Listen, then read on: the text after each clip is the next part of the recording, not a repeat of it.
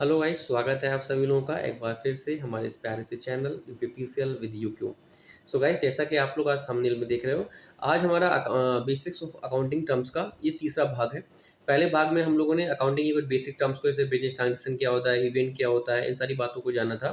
ठीक है, second part में हम लोगों ने टाइप ऑफ एसेट्स को जाना था और आज थर्ड पार्ट में हम लोग टाइप ऑफ रिसिप्ट को जानेंगे। ठीक है, आप लोगों ने थंबनेल में देखा भी होगा कि आज हम लोग टाइप ऑफ रिसिप्ट को पढ़ने वाले हैं। कि बिजनेस में देखिए, पैसा जो प्राप्त होता है, हमें जो भी पैसा रिसीव होता है, वो उसको हम लोग दो पार्ट में कैटेगराइज करते हैं। ठीक है, दो पार्ट में कैटेगराइज करते हैं। तो रिसिप्ट क्या है, देखिए पहले, सबसे पहले तो हम लोग बात करते हैं रिसिप्ट पे। रिसिप्ट क्या है? व्यवसाय में हमें कहीं से भी, यानी कि हमारे व्यवसायी को कहीं से भी अगर पैसा प्राप्त हो रहा है, दैट इज कॉल्ड रिसिप्ट। ठीक है, अब ये रिसिप्ट दो तरह की हो सकती है, एक तो कैपिटल रिसिप्ट और दूसरी होती है रेवेन्यू रिसिप्ट, यानी कि पूंजीगत प्राप्ति और आयगत प्राप्ति। ठीक है, अब सबसे पहले हम लोग बात करेंगे कैपिटल रिसिप्ट। कैपिटल रिसिप्ट क्या होती है, इसको हम लोग पॉइंट वाइज पढ़ सकते हैं। ठीक है, I think point wise better रहेगा। तो कैपिटल रिसिप्ट क्या होती है, ठीक है, जल्दी से देखिए, मैं बताता हूँ। कैपिटल रिसिप्ट, फॉर सपोज करिए आपने कोई अपनी एसेट बेची, एसेट बेच के आपको जो पैसा मिला वो आपकी कैपिटल रिसिप्ट है। आपने क्या किया, शेयर इशू किए, शेयर इशू करके जो पैसा मिला कैपिटल रिसिप्ट है। आपकी कंपनी ने क्या किया, डिवेंचर इशू किए, डिवेंचर इशू करके जो पैसा मिला कैपिटल रिसिप्ट है। आपकी कंपनी में किसी को आपने पार्टनर बनाया और उस पार्टनर ने जो पैसा लगाया, यानी कि रिसीव फ्रॉम पार्टनर, ठीक है, या कैपिटल रिसिप्ट फ्रॉम पार्टनर, तो क्या है, कैपिटल रिसिप्ट है। ठीक है, तो इस तरह की हमारी जो रिसिप्ट है ये, हाँ, हमारे जो बिजनेस का एक मेजर पार्ट है, वो हम लोग लोन लेते हैं। ऑब्वियसली हर बिजनेसमैन लोन लेता है लगभग। ठीक है, तो हमें लोन वगैरह के थ्रू जो पैसा मिल रहा है, शेयर इशू करके जो पैसा मिल रहा है, डिवेंचर के थ्रू जो पैसा मिल रहा है, किसी पार्टनर ने कैपिटल लगाई है, वो पैसा जो मिल रहा है, ये सब क्या है, हमारी कैपिटल रिसिप्ट है। ठीक है, एक और हमारा इसमें बचता है amount received by way of loans.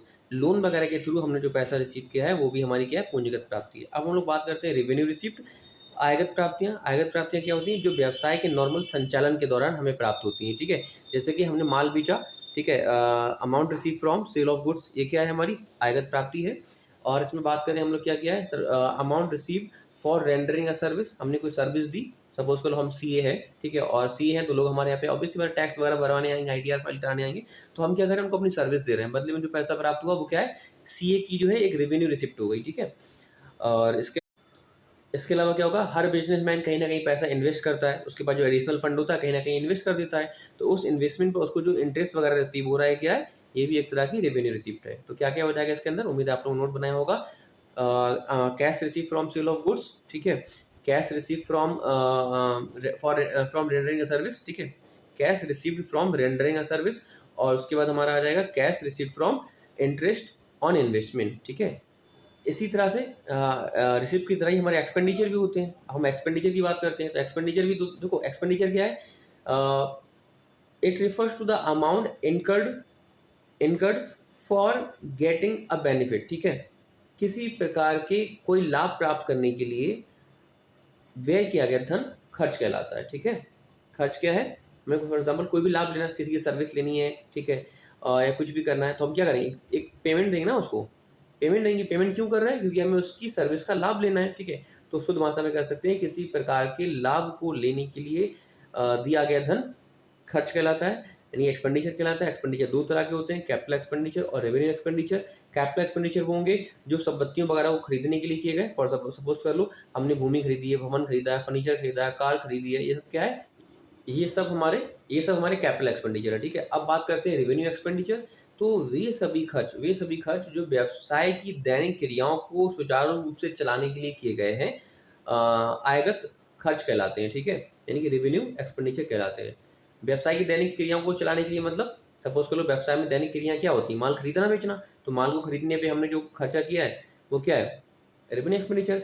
माल को हमने ऑफिस तक लेकर आए अपनी, उस पर जो भाड़ा दिया क्या है, रेवेन्यू एक्सपेंडिचर। ठीक है, हमने माल को बेचने के लिए जो स्टाफ लगाया उसको सैलरी दी, क्या है, रेवेन्यू एक्सपेंडिचर है। हमने अपना ऑफिस जहाँ चला रहे हैं वहाँ का जो हम रेंट देते हैं वो क्या है, रेवेन्यू एक्सपेंडिचर है। ठीक है, तो इस तरह से क्या क्या हो जाएगा, सैलरी हुआ, और आपका रेंट हो गया, इंटरेस्ट ऑन लोन हो गया। हमने जो लोन लिया था, क्यों लिया था, ताकि माल खरीदेंगे उस पैसे से और बेचेंगे। तो यार हम ये जो खर्चा कर रहे हैं माल के खरीदने बेचने पे कर रहे हैं ना, मतलब व्यवसाय के संचालन पे कर रहे हैं ना, तो उस लोन पर हम जो ब्याज दे रहे हैं वो भी हमारा एक तरह का रेवेन्यू एक्सपेंडिचर हो जाएगा। तो इंटरेस्ट ऑन लोन हो गया, इंटरेस्ट ऑन कह सकते हो कैपिटल हो गया, ठीक है, और हमारा रेंट हो गया और हमारा कॉस्ट ऑफ गुड्स सोल्ड हो गया। ठीक है, ये सारी जितने भी तरह के पेमेंट है हमारे, जो हम व्यवसाय में रह के करते हैं, वो हमारे रेवेन्यू एक्सपेंडिचर है। मैंने वो डीप में जाके बताने की कोशिश की एक-एक बात को। अगर इतना आप डीप में जाके नोट्स बना के अगर पढ़ते रहोगे तो गाइस इससे बाहर कुछ नहीं जाने वाला है, ठीक है? चलिए। अब गाइस इसमें एक लास्ट टर्म बच रहा है बहुत, जो कि बहुत इंपॉर्टेंट है, लास्ट बट नॉट लीस्ट मैं कहूँगा, जो अक्सर बच्चों को फँसाता है, ये डिफर्ड रेवेन्यू एक्सपेंडिचर। ये क्या होते हैं, ठीक है? अभी मैंने बताया था बैलेंस शीट में ऐसे साइड पे कुछ खर्चे दिए होते हैं, जैसे कि हमारा एडवर्टाइजमेंट एक्सपेंस, ये क्या होता है? ये डिफर्ड रेवेन्यू एक्सपेंडिचर होता है एक तरह का, ठीक है? जिसको हम एसेट मान लेते हैं। ये होते क्या हैं? भाई सपोज़ कर लो हम बिज़नेस चला रहे हैं और हमारे बिज़नेस में हमें पर ईयर 1 लाख रुपए का प्रॉफ़िट, 2 लाख रुपए का प्रॉफ़िट होता है सपोज़ कर लो, ठीक है? 2 लाख का प्रॉफ़िट होता है और हम हर बिज़नेसमैन एडवर्टाइज़ कराता है। अब सपोज़ कर लो इस साल हमने एडवर्टाइज़मेंट कराया और एडवर्टाइज़मेंट पे खर्चा हो रहा है 5 लाख, ठीक है? 5 लाख खर्चा हो रहा है। लेकिन ये जो 5 लाख खर्चा हो रहा है इसका हमें प्रॉफ़िट मिलेगा, यानी कि अगले 5 सालों तक। तो यार ये जो खर्चा केवल इस साल का तो है ही नहीं, जो अब इस साल के प्रॉफ़िट एंड लॉस अकाउंट में दिखा दें, ठीक है? इसका प्रॉफ़िट तो हमें इस यानी कि इस एडवर्टाइज़मेंट का प्रॉफ़िट तो हमें आने वाले 5 सालों में मिल रहा है ना, तो इसकी जो भी अमाउंट है उसको हम 5 पार्ट में बाँट लेंगे और हर साल के प्रॉफ़िट एंड लॉस अकाउंट में दिखाएँगे, ठीक है? प्रॉफ़िट एंड लॉस अकाउंट में दिखाएँगे। सपोज़ करो हमने 5 लाख खर्चा किया और इसका प्रॉफ़िट हमें मिलेगा 5 साल, तो इसका मतलब कह सकते हैं पर एनम 1 लाख रुपए का एडवर्टाइज़मेंट पे खर्चा हो रहा है, ठीक है? तो हम क्या करेंगे, 1 लाख रुपए का जो एडवर्टाइज़मेंट का खर्चा है, वो तो इस साल के प्रॉफ़िट एंड लॉस अकाउंट में दिखा देंगे। अब जो बचे हुए 4 लाख हैं, भाई खर्चा तो वो भी हो चुके हैं, लेकिन चूँकि वो इस साल से रिलेटेड नहीं है, उसका बेनिफिट हमें इस साल नहीं मिलेगा। इसलिए उसको हम कहाँ दिखाएँगे, उसको हम बैलेंस शीट में जाके दिखा देते हैं, ठीक है? और ये जो बचे हुए 4 लाख रुपए हैं, इन्हीं को हम लोग बोलेंगे डिफर्ड रेवेन्यू एक्सपेंडिचर, ठीक है? तो शुद्ध भाषा में इसको मैं डिफाइन करूँ, ऐसे बोल सकता हूँ, वे सभी खर्चे जिनका लाभ व्यवसाय में आने वाले कई वर्षों तक प्राप्त होगा, तो उन खर्चों की राशि को ही हम लोग क्या बोलते हैं, डिफर्ड रेवेन्यू एक्सपेंडिचर बोलते हैं, ठीक है? उम्मीद है आप लोगों को क्लियर हो गया होगा। जो खर्चा करंट ईयर में का है, वो करंट ईयर के प्रॉफिट और लॉस में चला जाएगा। जो बाकी बचा हुआ अमाउंट है खर्चे का, यानी कि 4 लाख जो है, वो हमारा डिफर्ड रेवेन्यू एक्सपेंडिचर कहलाएगा। उम्मीद है आपको क्लियर हुआ होगा। So that's all for the day guys. उम्मीद है आप लोगों ने सेशन को एंजॉय किया होगा और आपने यहाँ से बहुत कुछ सीखा होगा और आप लोगों ने अपने नोट्स प्रॉपर्ली बनाए होंगे और आप लोग सारे वीडियोस के नोट्स बना रहे होंगे, ठीक है? जो बच्चे नोट्स नहीं बना रहे उनके लिए मैं जेन्युइनली बता दूँ, ये क्लासेस आपके लिए हेल्पफुल नहीं होने वाली, ठीक है?